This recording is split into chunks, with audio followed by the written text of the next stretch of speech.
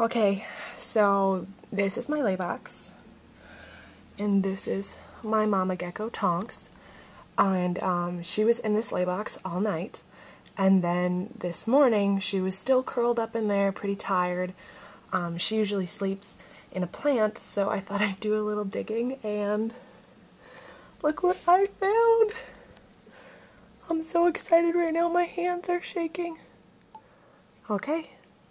And there they are, 2 perfect, white, nicely shelled Crested Gecko eggs. I'm very excited. This is my first pair of eggs that I have gotten from start to finish. I paired up Tonks and Bill on March 14th, so it was just a little over 5 weeks, and then I had eggs. The lay box went in on Monday, and Tonks was cruising around checking it out, and I guess last night was the day, so I'm very excited. Very, very, very, very, very excited. So, over here I have my incubator. It's just a clear Tupperware container. There's the bottom. In the top, I'm going to burn just 1 or 2 air holes, like one here and one here, just for some constant air exchange inside the container.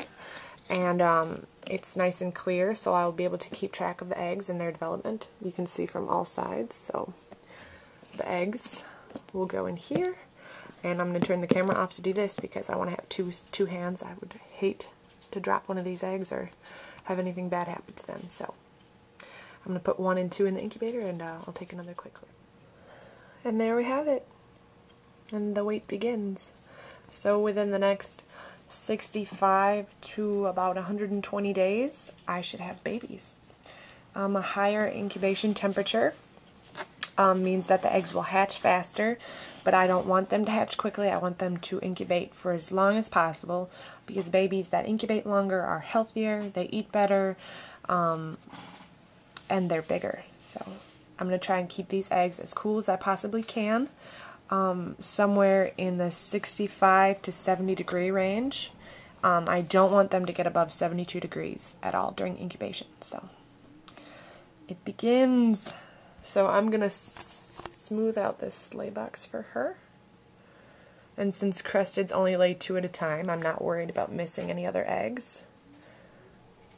So I'm going to smooth this back out and put this back in. And right around this time next month, I should have 2 more eggs. So for my incubator, I'm using an Exoterra breeding box, or not my incubator, my lay box. For my lay box, I'm using an Exoterra breeding box, and the hinge part right here pops right out, so I took the top door out, which it's pretty enclosed, so it's the substrate stays nice and moist, which is good for laying, and there's decent ventilation in it too because of the top. So smooth edges so she won't cut herself or hurt herself getting in or out, and I really would recommend them. This is a small, so if you need a lay box, grab an Exoterra breeding box. They work great. Yay, eggs!